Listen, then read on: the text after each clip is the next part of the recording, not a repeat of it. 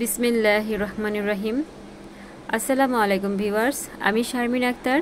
আজকে আরও একটি ব্লগ নিয়ে হাজির হয়েছি আপনাদের সাথে। কেমন আছেন সবাই? আলহামদুলিল্লাহ, আমি ভালো আছি। আজকে আপনাদেরকে দেখাবো মুরগির কালো ভুনা। আমি এখানে কিছু মশলা নিয়েছি, এগুলোকে ভেজে তারপরে গুঁড়ো করে নিব। এখানে আমি দারচিনি নিয়েছি, আর এলাচ নিয়েছি, গোলমরিচ, তারপর আস্ত জিরা। জিরা কয়েক রকমের দেওয়া যায়, আমি এটা দিচ্ছি। আর লবঙ্গ, জয়ফল, জয়ত্রীও দেওয়া যায়, কিন্তু বাসায় আসলে নাই। যা মশলা আছে তা দিয়েই আমি রান্না করব। তো আমি এগুলোকে 3 থেকে 4 মিনিট ভেজে নিব।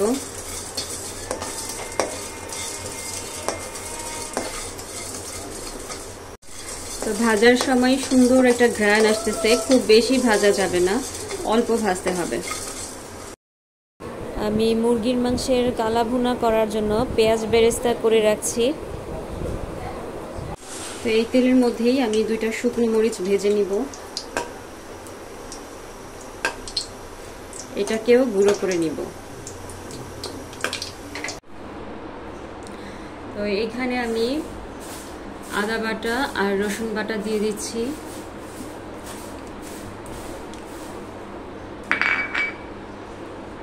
তারপর কাঁচামরিচ ব্লেন্ডার করে রেখেছি, কাঁচামরিচ দিয়ে দিচ্ছি 5 থেকে 6টি।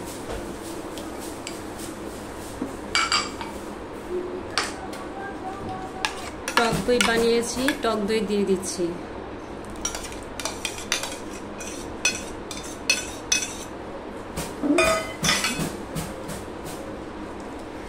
আমি যে পেঁয়াজ বেরেস্তাগুলো করে রেখেছিলাম, সব পেঁয়াজ বেরেস্তাগুলো দিয়ে দিব।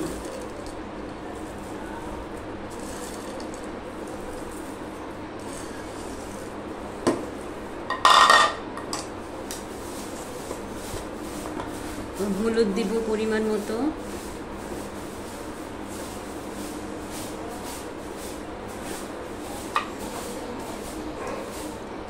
মরিচের গুঁড়া দিব পরিমাণ মতো,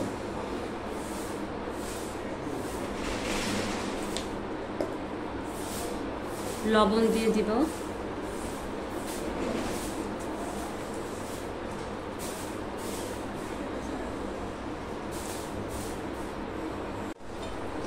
তেল দিয়ে দিব পরিমাণ মতো।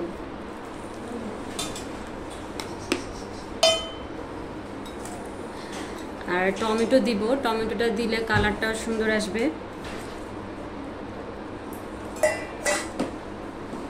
এখন আমি সম্পূর্ণ মশলাগুলো মেখে নিব, হাতে মেখে নিলেই ভালো।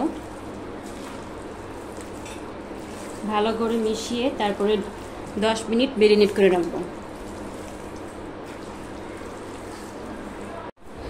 ধনিয়ার গুঁড়া দিয়ে দিব 1 চা চামচ।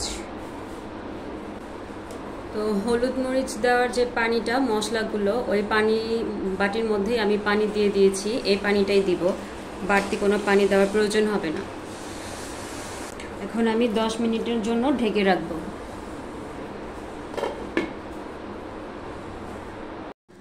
তো এখন আমি পেঁয়াজ বেরেস্তার তেলের মধ্যেই 2 চামচ চিনি নিয়েছি, এই চিনিটা ভালোভাবে মিশিয়ে নিব তেলের সাথে। চিনিটা খুব সুন্দরভাবে মিশে গিয়েছে।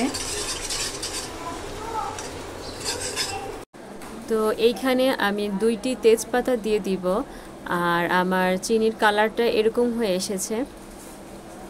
যে চিকেনটা ম্যারিনেট করে রেখেছিলাম, এই সম্পূর্ণটা এই তেলের মধ্যে ভেজে নিব।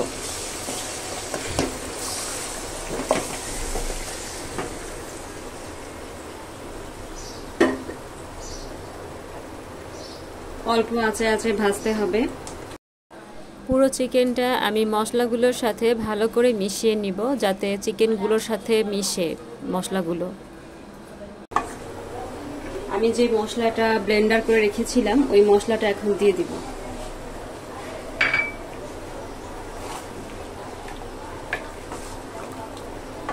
ভালো করে ভাজতে হবে। এখন আমি ঢেকে দিব। তো এই পর্যায়ে আমি আবারও নাড়িয়ে দিব। এরকম করে 3 থেকে 4 বার নাড়াতে হবে, যাতে করে নিচে লেগে না যায়।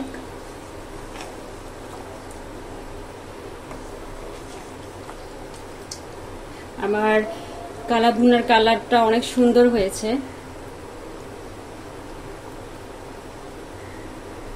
আবারও ঢেকে দিব। তো এই পর্যায়ে পেঁয়াজ বেরেস্তার যে বাকি তেলটা, সেই তেলটা আমি আবারও দিয়ে দিব। এখন 3টি শুকনো মরিচ দিয়ে দিব।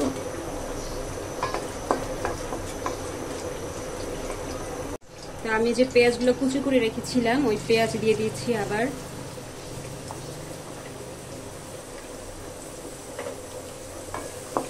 এগুলোকে ভেজে নিব। পেঁয়াজটা যখন বেরেস্তার আকার ধারণ করবে বা লাল লাল হয়ে আসবে, তখন আমি ওই ভুনা থেকে কিছু অংশ এখানে দিয়ে দিব।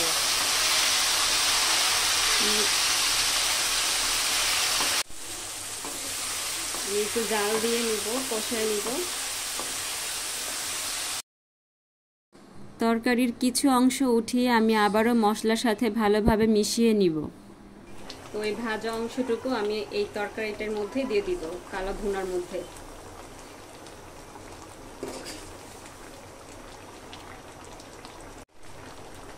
তো আর একটু ঝোল কমাবো। আর ভুনাটা যে যেরকম কালার করতে চান সেরকম করবেন। অনেকে অনেক কালো করে, আমি বেশি কালো করব না।